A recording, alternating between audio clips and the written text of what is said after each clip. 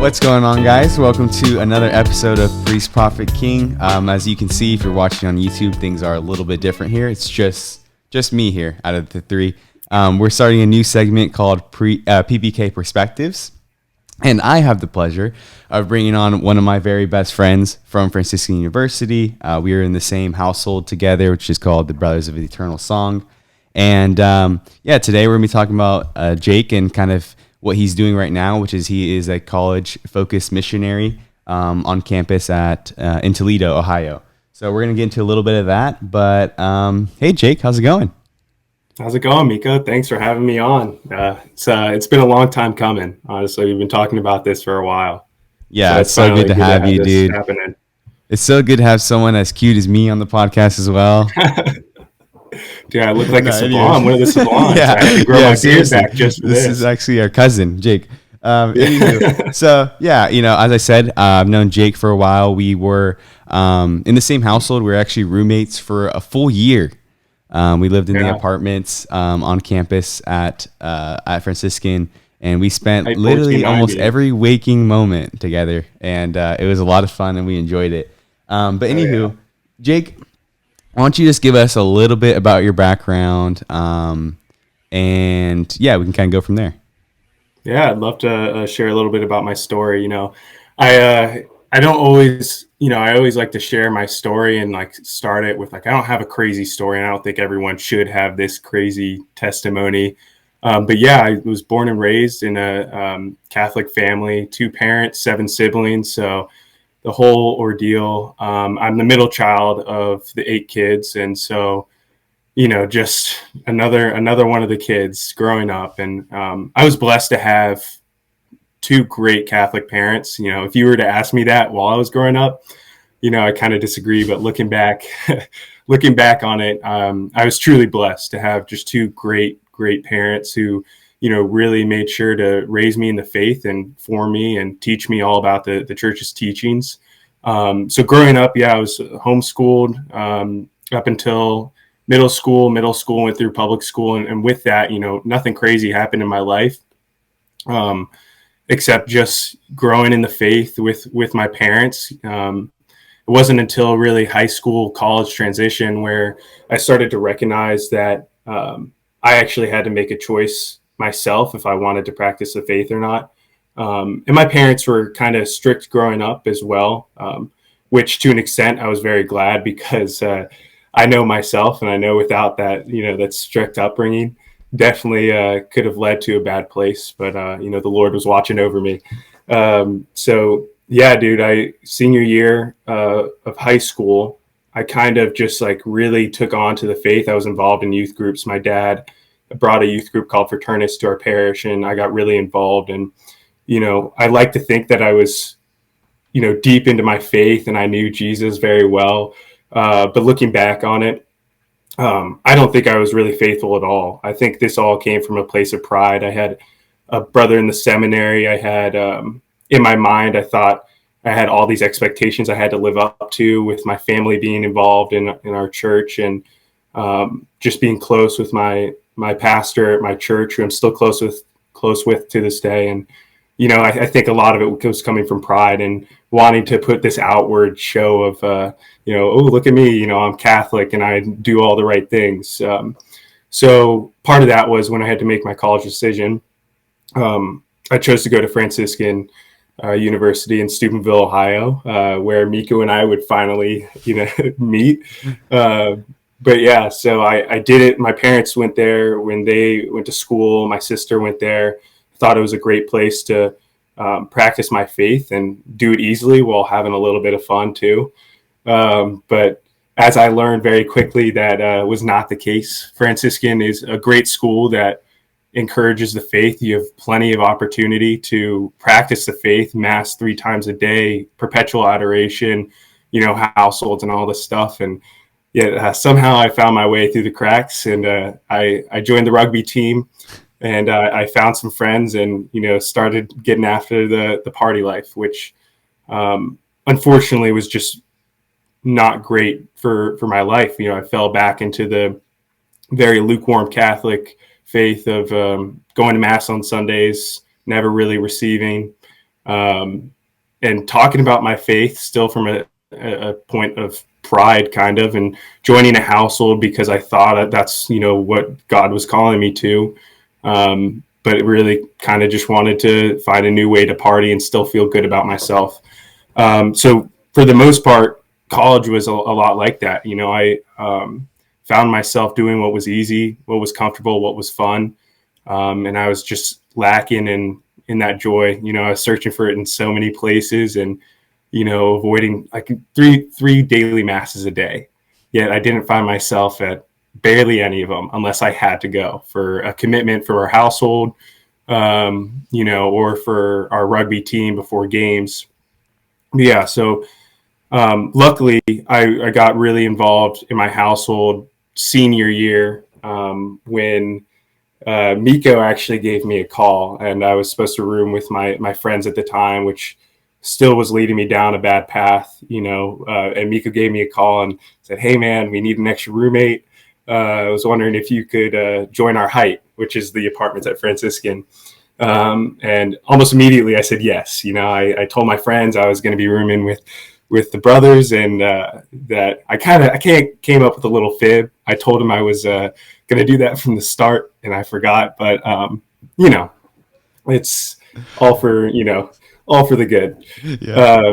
And so that was really a turning point in my life. I didn't know it at the time. I still was kind of stuck in my ways. I was in a relationship that, while I convinced myself it was centered around God, yet again to tell myself and make myself feel better, it definitely was not. I loved this person more than I loved God, and that was just, when it comes to everything else, it just falls apart.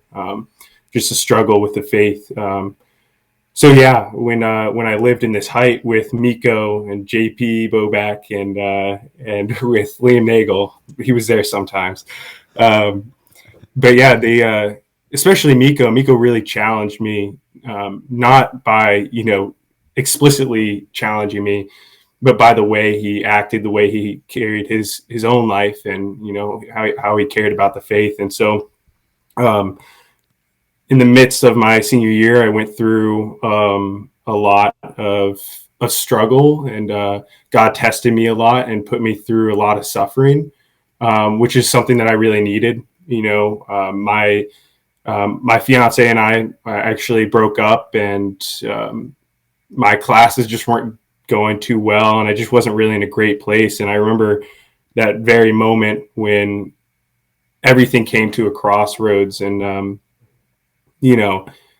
the people that were there were my close friends in my household: Miko, Anthony Hobbs, Christian Sauer. They were there at an instant notice. I remember calling you guys and just asking what was going on, because I was just not in a great place, and they were over there in an instant. And Miko, I remember this vividly, told me this, and I'll remember it for the rest of my life. But he said, "Jake, you can do one of two things now. You can sulk in your misery, and you can drown your life in all this stuff you've been struggling with in the past, or you can use this to make yourself a better man."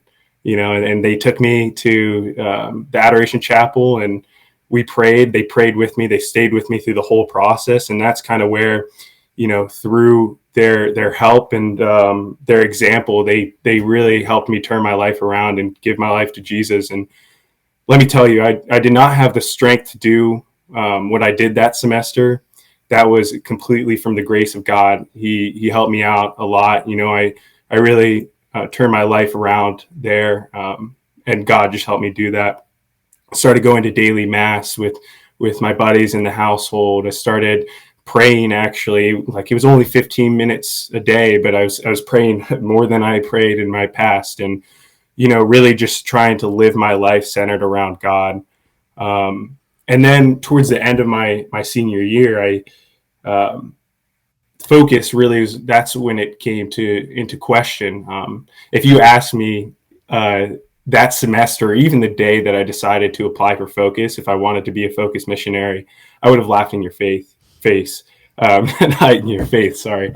I had a job lined up with Ernst & Young, one of the big four banking accounting firms. And, was really excited about that. I, had a job since I was 13, and my dad taught me one thing. It was to, work hard at everything you're passionate about. And what I was passionate about at the time was my job and setting up for myself a stable future with a good company. And so, yeah, I would have laughed in your face if you asked me if I wanted to be a missionary. But during that whole year, I was our household. We had a Bible study with one of the Focus missionaries. It was kind of something that our coordinator set up, and yeah, it was just a good experience. But I never put too much thought into it. And one day, the Focus missionary John Collins asked me if I wanted to learn how to lead a Bible study, and I said yes. I invited him over, and I remember this conversation very well.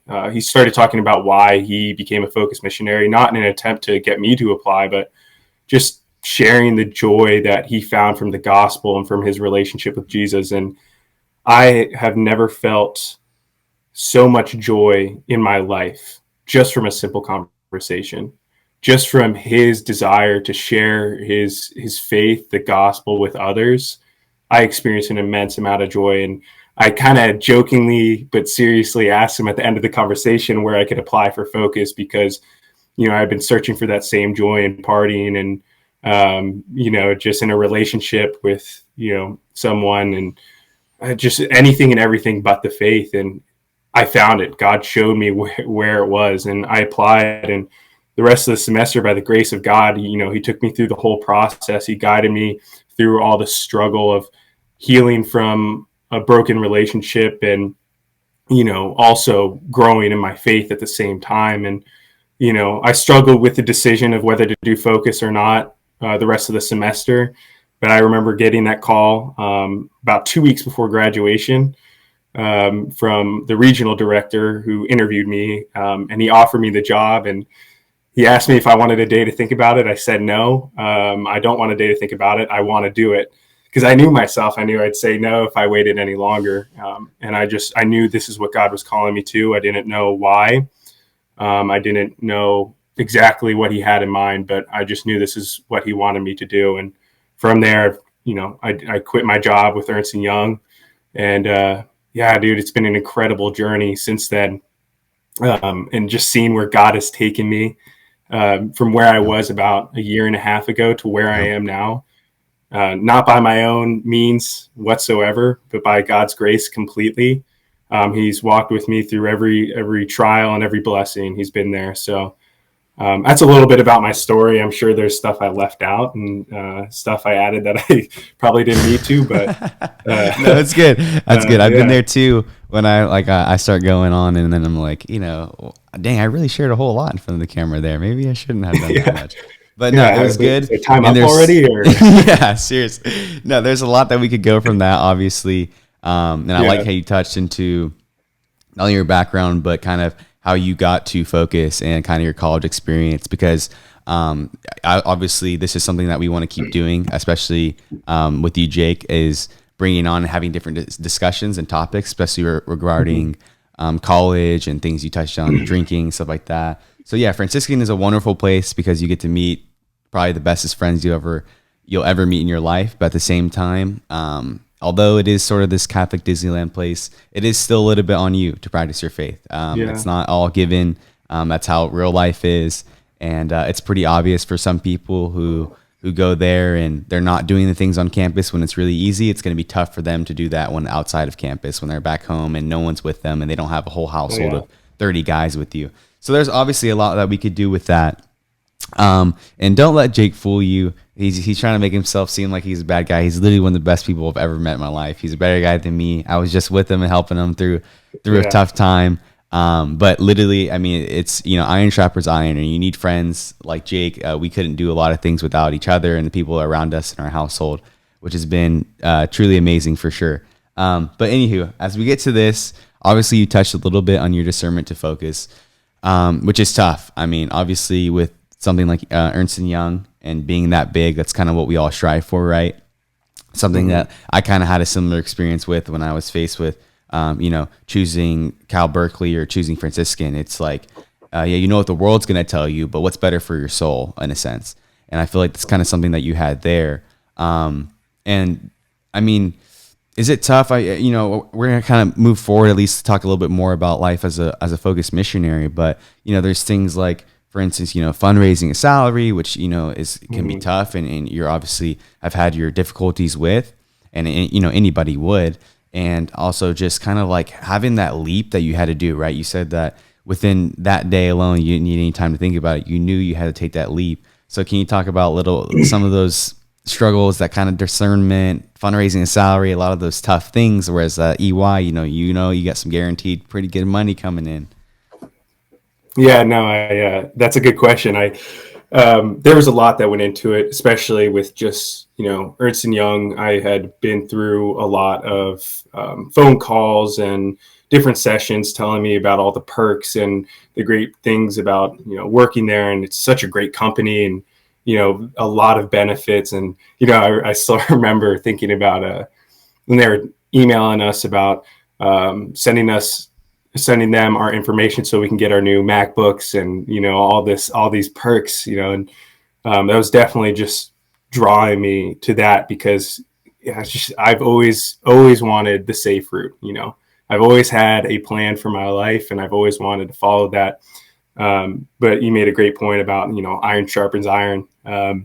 It was really that like that brotherhood that I had, that example from all my brothers that really helped me make those hard decisions, because we do with Focus have to fundraise our entire salary, which was scary for me, especially because, I come from a family where my grandma, when she was a Girl Scout, her father bought all her cookies so she wouldn't ask anyone for money, and so I come from a family where, you work for what you earn and for what you get, and it's asking people for money is just not something we really do. And then also, just like with dropping a job that was supposed to set me up for the rest of my life, like getting over that fear. There were a lot of fears that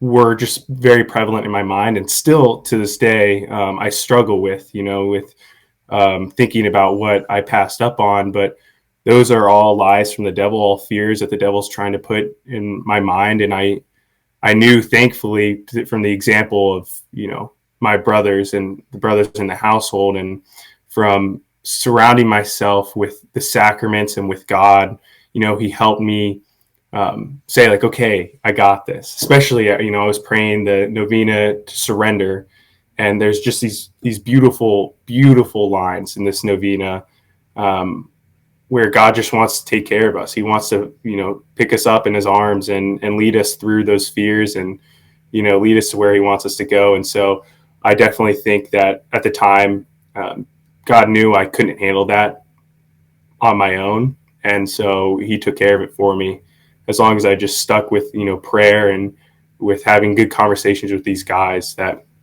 he was going to take care of all that stuff that I was afraid of. Yeah. Yeah, no, it's something that I've been struggling with too, and I talked to you a ton about. Is and I've even shared it on the podcast, but going out and sort of working these jobs that you're told to do, that you felt like you had a degree for, right? Like that was the whole point of you going to school. Yeah. And then you get out of school and you realize that I'm not sure if you learned much. Your drinking tolerance definitely went higher. You made some good friends. And you realize that you probably don't actually want to do, or some people, like at least for me and you, kind of realizing, dude, we want to do ministry, we want to evangelize, we want to help people, and this marketing degree is not helping with that. And so it's a tough one, dude. It's definitely a tough one, and it's different for every situation, right? There's no like cookie cutter answer for everybody. What's right for Jake was right for Jake. What's right for Miko is right for Miko. But I think it helps for sure to listen to that discernment, because it is, dude, it's so tough. People would kill for, a chance at EY and some of these other things, or Berkeley, or whatever it may be, some of these bigger opportunities. But it's like, at the end of the day, it's either going to lead you closer to God or not. And, those are tough decisions. Not that it won't, you know what I mean? It's not like everyone that goes to EY just goes to hell and not immediately. But, those are just some decisions that you have to make. Okay. But yeah, as we kind of keep moving forward, I am a little curious too, and I'm sure other people are. Maybe we got some young folks that have thought about the idea of, being a missionary, and And there's a bunch of different ones, not just Focus, but obviously Focus is a very big one that that focuses on college campuses a lot. But anyways, so tell us, obviously, you are you're a Focus missionary on a college campus, and kind of explain to us what your day to day looks like and kind of how you go about that. Yeah, man. Day to day, honestly, it's hard to like pin it down into one example. But the schedule, while completely different from like a typical job, is, such a blessing because, it's long. Most of my days are, going from waking up at 7, sometimes 6 in the morning, and you're going until 8 o'clock, 10 o'clock at night, and with little breaks in between. And while that seems very daunting. Like when I look at my Google Calendar has saved my life, keeping track of everything. But when I look at my calendar, it's easy to get overwhelmed. Like, oh my gosh, I have 20 things I got to get done today. But then I think to myself, it's all very. I don't really know the word for it, but it's very resting. All the stuff that I do is very good. And it's not one of those menial tasks that tires you out. So, obviously a typical day starts out with prayer, one of the most the most important part of our every day. Wake up, do a holy hour, typically from there, go into a team meeting and then roll right into mass. Just started out with, very productive, very prayerful morning. And, I can't stress enough how important the sacraments are to, getting through your day. As I said before in my testimony, I was not praying a holy hour every day before joining Focus. So it's still a struggle for me at times. And, there are days where I don't get to it because I mistakenly put other things in front of that. And I notice huge difference in my energy throughout the day and my ability to tackle, these hard times and long schedules. So, but from there, after mass, we get right into working with students a lot. It's so amazing to be so involved in these students' lives wherever they go. We just really try and insert ourselves throughout their lives. Going to get lunch with them. Playing basketball on Wednesdays. I play basketball for 2 hours with a group of students. I have one student that I've fortunately gotten close with this semester, who's such an amazing guy, who desires, so much greatness. And I get to work out with him every day. And that's pretty much, a lot of what I do with him. I work out, an hour and a half a day with him. And that's just the beauty of the schedule. And like, that's kind of typically when we have those free slots where we're not doing teams events or working with the church that is associated with the school. We're just inserting ourselves in their lives. And then also on top of that, one of the beautiful things we get to do is Bible studies and formation. We get to share God's word through the gospel, through the Old Testament, the New Testament, through encyclicals, and all these different things, all these different studies, where we get to lead these students through that and have conversations, those conversations that I believe we need to have every day, about, God's word and how he's working in our lives.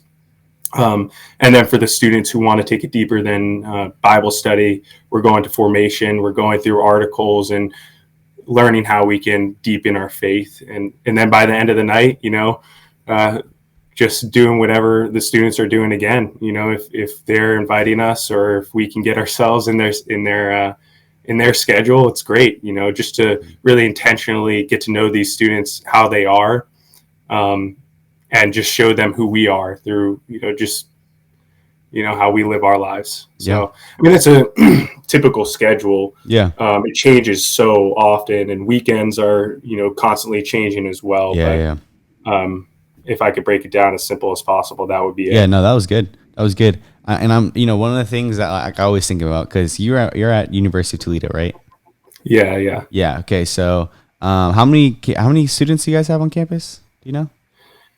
I believe the school's close to 20,000 students. Okay, so that's a little bit of a jump up from Franciscan. Yeah, that's a big one. Okay, yeah. What are the things? School.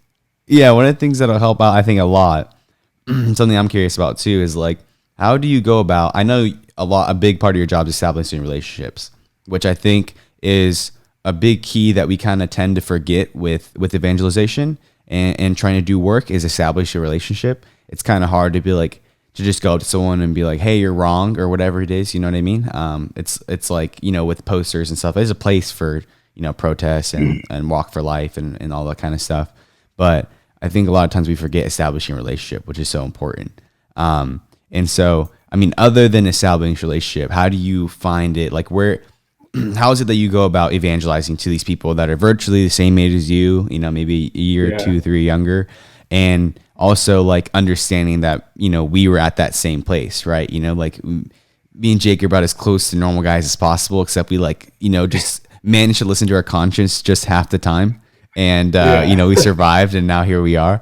So it's like, how do you go about that? And then obviously you have your reputation to uphold, right? And there's not too much, maybe you can't give away too much. And that thing, especially with the Catholic faith, it's hard. Some people are just thinking about, the scandal that happens in the church, or they hear this or that, or we're closed-minded and homophobic and all this stuff. So like, how do you go about that? Yeah, that's a great question. Obviously, with the position I'm in, that's on top of my mind. Like, how do I make a good example without, you know, there's just a lot to think about every day, especially when you're with a student. And also just a thought of it today in today's readings from a letter to James. It talks about those who are in a teaching position have, a greater responsibility. And so that's, always in the back of my mind. And, I'm thinking about that. How can I lead these men and, be normal, but also not encourage, the like behavior that we used to be a part of. So yeah, I mean, honestly, this one's when it comes to relating to these students, I think it's a lot simpler than most people make it out to be.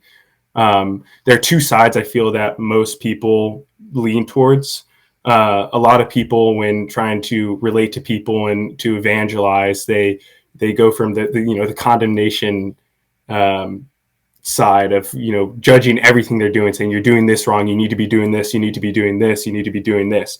And then you also have the other side of the kind of relativistic point of view where I just really want to get to know these guys, and so I just have to enter into whatever life they're living and not judge them so they don't push me away.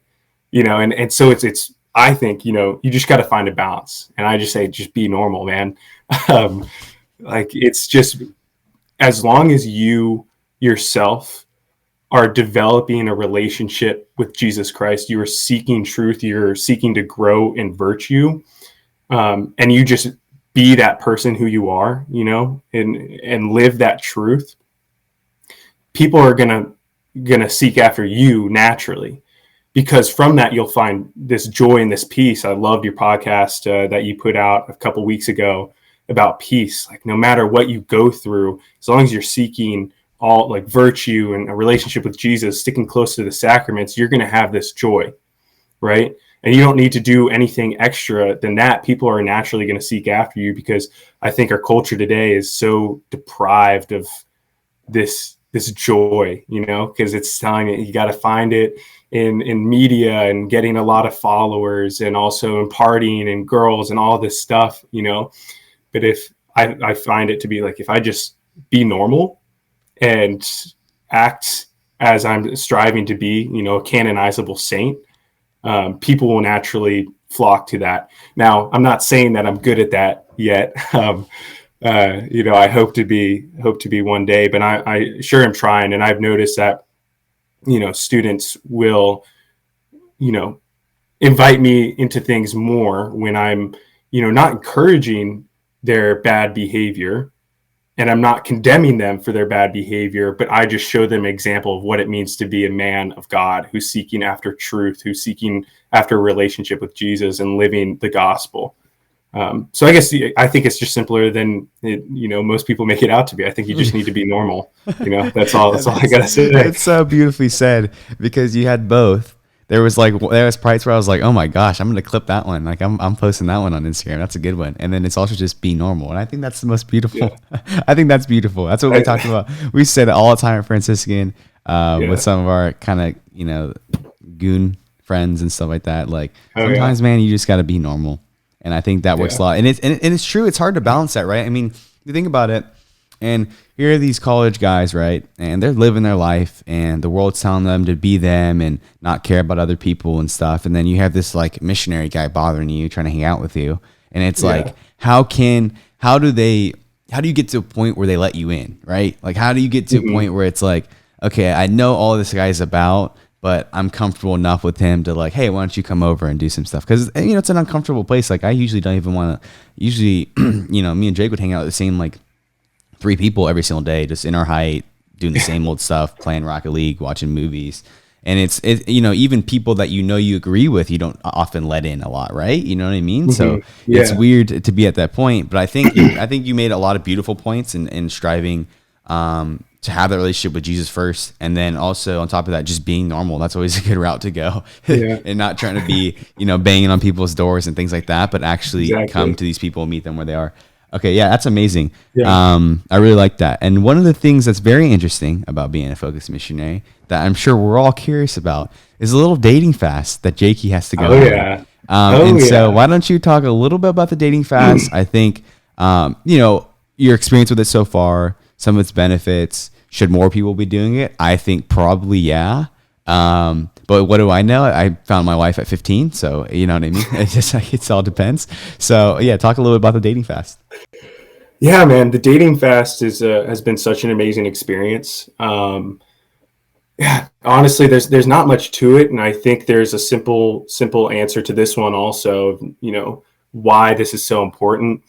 Um, and for me, and I think a lot of people just need to learn to love ourselves, right? In the correct way.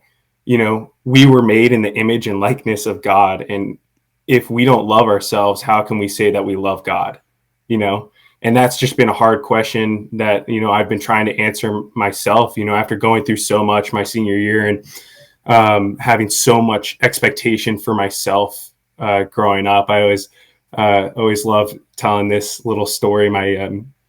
And it will wrap into my answer somehow.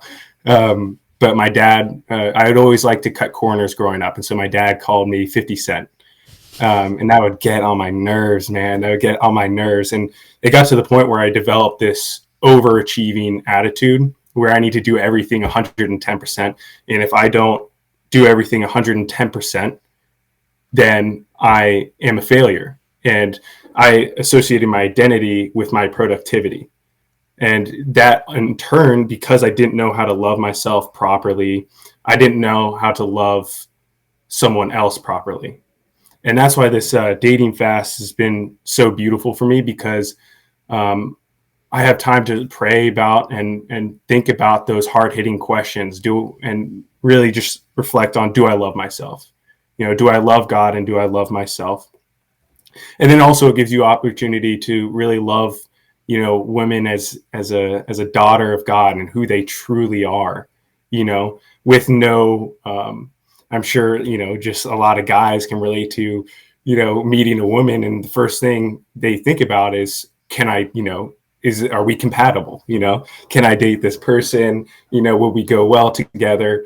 But really just taking a step back and being thinking about how they are a daughter of God and how beautiful their soul is, no matter what part of life they're in. Just thinking about how beautiful they are because they were created in the image and likeness of God. And so, it's just a great opportunity to take a step back, to not think about, can I date every single girl I meet, and really just learn to love myself. So when it comes time to date someone else, and discern marriage with a woman, can I do that well? Yeah, I mean, I feel like there's a lot more to it, but as of right now, that's just what's coming to my mind and what I think is important about it. I think, if you're in a place where, things aren't going well, you don't really know how to love someone else properly, it is important to take a step back, and just try and learn how to love yourself so you can love others well. Yeah, dude. No, that's perfect. Literally. And when you put it that way, it's like we all kind of need that. I definitely needed that. I wish I knew a little bit more about what that meant. And we're not discussing. We talked about loving yourself. I think maybe in the last podcast, and we're not discussing this in this very like materialistic, weird way of just like body positivity and everything you do, follow your conscience, and just like a lot of weird stuff going on. But loving yourself and understanding who you're created for and why you are created, and then being able to like reflect, because like you said, you can't love God if you don't love yourself, and you can't love your neighbor if you don't either. If you can't understand your own flaws and things like that, then all you're going to see in other people is just all the filth that you can't recognize for yourself or you can't love yourself for. And so I think that's a beautiful thing. It's something that, for I think a lot of us, we have to continually learn while we're in a relationship. So I think it's a beautiful thing to learn it before you get into one. Because as beautiful as it was, meeting Elle at 15, you had to go through a lot of stuff because you're growing up together, so it's not super easy. Although on Instagram and stuff, it looks really cool because we've been together for a long time. And, the glow up pictures of me with braces and a man bun before, and now this and stuff. But anywho, we'll keep going. I guess, we're, as we kind of go through and we're looking, I mean, obviously you've been a missionary for, what is it, like almost semester and a half now? Semester and a half. Yeah. I mean, we had training through the summer too, but actual missionary, about a semester and a half. Yeah. So not a huge sample size, but big enough. And so as you kind of been looking through it, as your experience so far, what have some of the best and some of the worst parts been about being? And I think some of the worst parts may be just being in Toledo, which is a little tough. And Toledo's a great town. That's it's like a bigger Steubenville maybe, but other than that, other than the negatives of being in Toledo, because we talk about the negatives of Franciscan, it's basically going to revolve around Steubenville. But in terms of being a focused missionary and your experience so far, what are some of the great parts about it? What are some of the bad parts about it, and all that? Yeah, dude, it's there's a lot to it, and my answer, it's going to be different for everybody. I think it's just strictly based on who I am.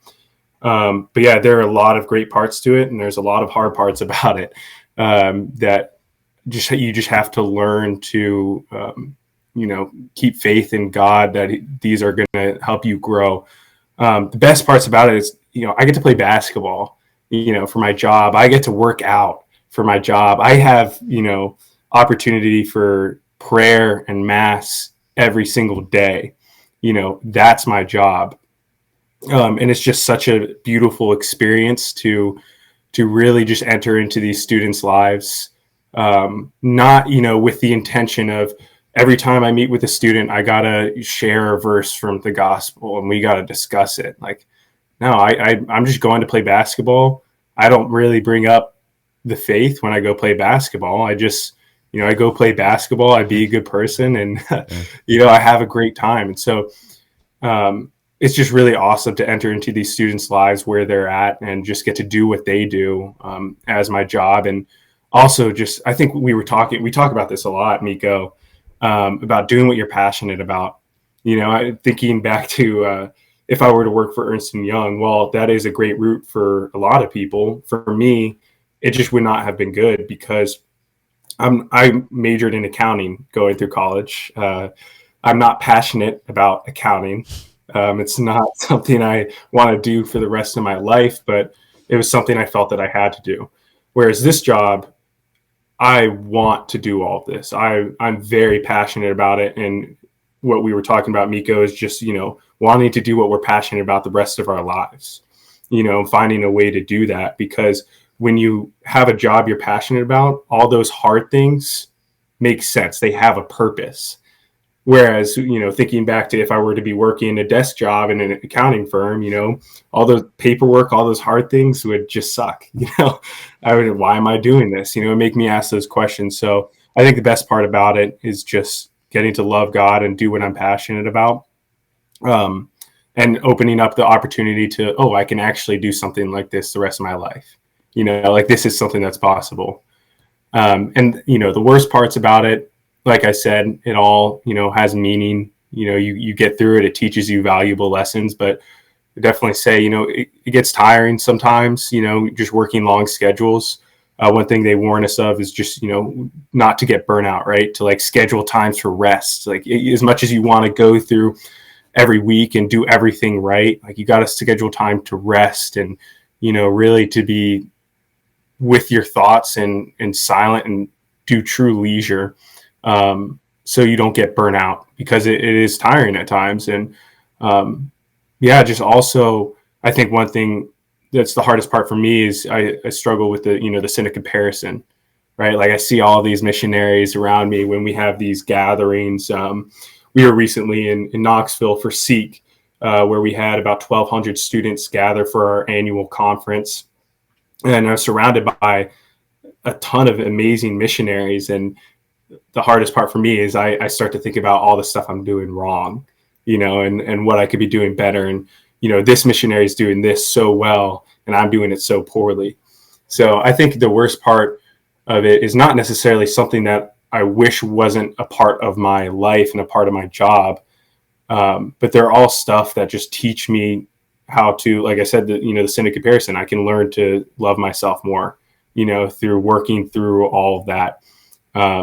And also just like learning how to true leisure. I think a lot of people, I was so used to whenever I'm, done with my schedule, and I think a lot of people do this as well, is just go home, turn on Netflix and do something mindless, whereas actually learning how to open a book and read, like, oh, this is intellectually stimulating, like I'm learning something, or just sit in silence, just sit and just relax. So yeah, just, a lot of good parts, a lot of bad parts, but it's all, when you're doing something you're passionate about, something you believe in, it all has a purpose. Yeah, dude. That's beautiful stuff.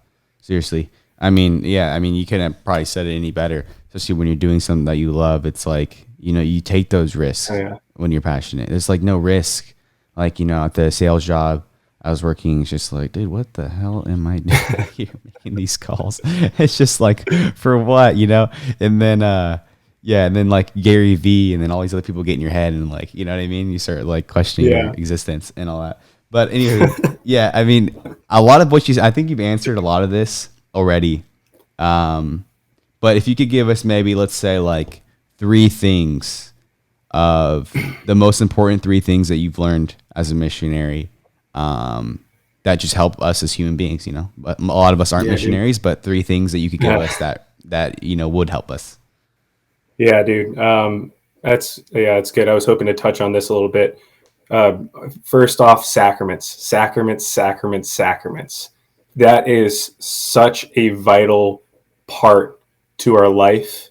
With the Eucharist being the source and the summit of our faith, how can we do anything without that strength that we receive from Jesus, who we're experiencing in the Eucharist, intimately and physically in the Eucharist, and taking that time to pray? Like, how can we, sort through all the messiness of every day, all the craziness of every day, if we can't take some time in silence in front of the Lord and just sort through all that stuff and really give ourselves some time to reflect and to pray.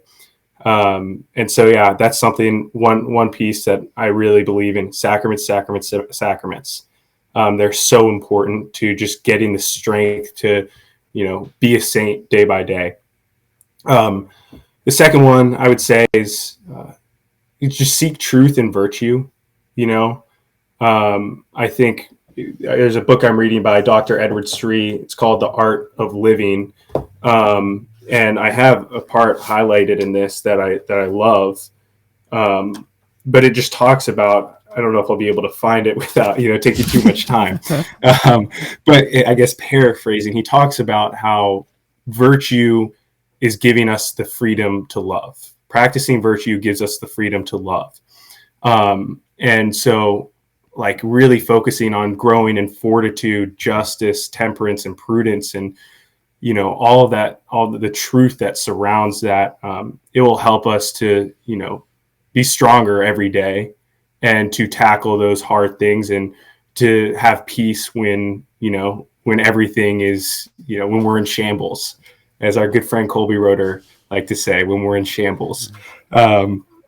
Anyways, and then, I guess finally, just, I would say never settle, never settle for comfort. One thing I'm trying to practice is every day when, sometimes a student will ask me to do something, I've already been working 12 hours today. I just want to sit down and, have a beer and watch a Fresh Prince, like that's all I want to do. But seeking to respond to that with love, and like, this is going to be uncomfortable. I'm going to be tired tomorrow. I'm going to, not necessarily, this isn't my first choice of what I want to do with, the rest of my day. But it's going to help me be a saint, and it's going to help me lead this other person closer to God. And obviously there's prudence in like, oh, is this good for me? Is this going to lead me to God? Or am I just doing this out of pride? Or is this going to make me too tired for tomorrow to do all that stuff? But just like never settling for what's comfortable, and, always responding to God's call, daily call. There's always a daily call that we need to respond to in those little things, and doing it with great love, as Saint Therese says. Yeah. So, I mean, those are three, I have a lot more, but those are definitely three that I suggest. You were hitting it for your first podcast, man. You're good. You're you know what I mean? I don't know if it's the whole missionary thing, but you're doing good, man. It's the Holy Spirit, real good, man. It's the Holy Spirit. Yeah, for real. Seriously. And all right, so as we kind of wrap these things up, I got a couple more questions. One is, what does the future hold for Jakey, man? I mean, we know you got to do 2 years, right? So you're about a semester and a half in. You got to do full 2 years. And obviously it's tough, right? Like we don't know what our life's going to look like next month. We don't know what our life's going to look like next Friday. There's a lot of things. But in terms of kind of like, what are you hoping for? Obviously, you're not going to be a missionary the rest of your life, or at least focused missionary the rest of your life. But, kind of what are you hoping for? What are some of your goals and your plans? That kind of stuff. Yeah, dude, it's a good question, and something that I've been wrestling with.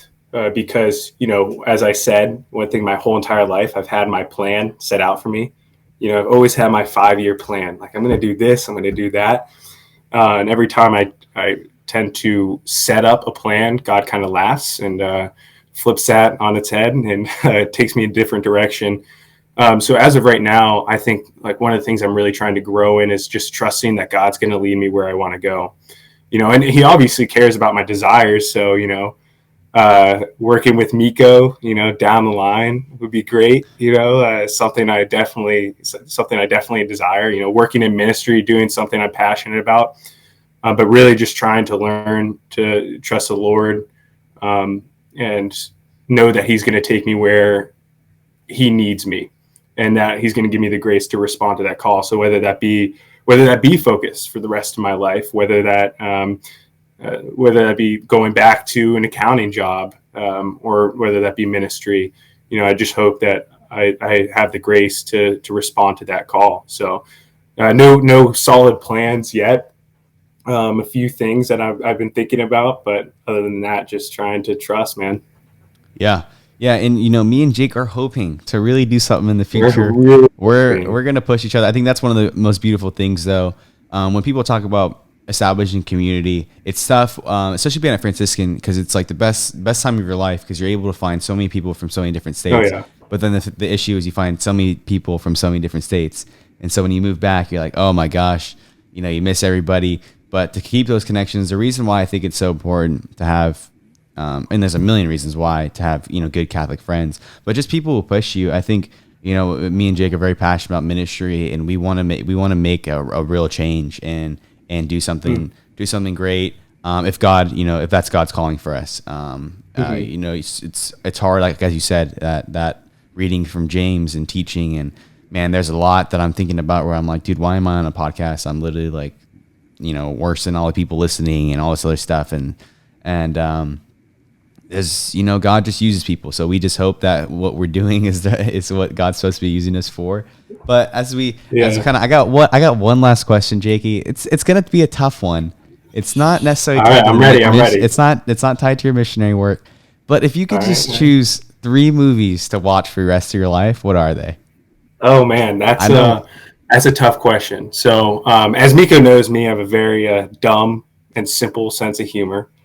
So it's hard, not to pick, something like something produced by Adam Sandler, but I would definitely say, okay, one of them up there, Good Will Hunting. I mean, that's just a solid movie. Yeah, it takes you on an emotional roller coaster every single time I watch it. We watched it together, didn't we? Got that. Yeah, we did. I think the first time you watched it was when I showed you. No. I watched it before that, but we definitely watched it together. Anyways, yeah. Man, that's tough. The second 2, can I put trilogies in there? Like, is a trilogy count? I guess. Yeah, that's fine. Got to put the Lord of the Ring trilogies in there. Wow. I know it's a little nerdy, but me and my brother watch those every time. Very Catholic, but me and my brother watch that every time he comes home from the seminary, and so it's kind of just been a big part of my life. Okay. That's a good one. And then gotta add some comedy in there. Yeah, that's what I was thinking. Gotta add some comedy. It's so hard. There's so many good ones. What's it gonna be though? Oh man, what's a classic? There's a lot of classics. Putting me in the spot here. See, when you ask me all these questions, the other guys. Oh man. Okay, I have to say The Other Guys. Yeah, that's what I would think. I think that one of the highlights of living in Height 1490 was watching The Other Guys and just dying laughing at that with all the boys. So good. No, yeah. You know what? And once again, I don't know if you could have said it better. Those are 2. Myself, this podcast is not about me. We're bringing on Jake. But if I had to, interject here, I had to put either like an Interstellar or Inception in there. I've actually never seen Lord of the Rings. Not very Catholic of me, right? Yeah. It's because I watched too much BET growing up. That's why. That's true. too much other things. I was like, what's Lord of the Rings? Okay, anyways. Yeah. So I got to put one of those in there. I think Other Guys is amazing. But anywho, I just want to thank you, Jake, for coming on. It's been so much fun. We want to, as I said, I think we're gonna bring Jake back on. We're gonna do a lot of things. Maybe me and Jake will even get our own segment. Who knows? Yeah. We don't know yet. That'd be awesome. Maybe I can ask Miko some questions sometime. Yeah, maybe. Maybe, Jake, maybe. I'm open. We're expanding. We're expanding the podcast. We're doing new things. Let us know. Reach out. Maybe say Jake was trash, or maybe say you like Jake, and we don't really know unless you let us know. So that'd be great. But yeah, thanks Jake for having on. You did literally, dude. That was really good. Thanks so much for having me. I just, like you said, I'm not perfect by any means, but it's great just to be on this journey to grow in faith and just to share that with others as we're growing. We don't have it figured out, but as we are starting to figure it out, we want to bring you guys with us. So thanks so much for having me on, and giving me the opportunity to, talk with you about this stuff. Yeah, dude. First of many. And like I always say, guys, you guys probably missed it in Jake's in his testimony there, but one of the things he said really changed his life was liking and subscribing to the YouTube channel. Oh yeah. He's like, dude, I said that pretty quietly, Instagram. So. Yeah, you missed it, I bet. But he did say following the Instagram and all that. It really changed him, And I was surprised myself, but his words, not mine. But anyways, until next time, guys, we'll see you on whatever PPK Perspectives or regular PPK. Thanks for tuning in, and have yourselves a good one. Thanks. Yeah. Thanks so much, Miko.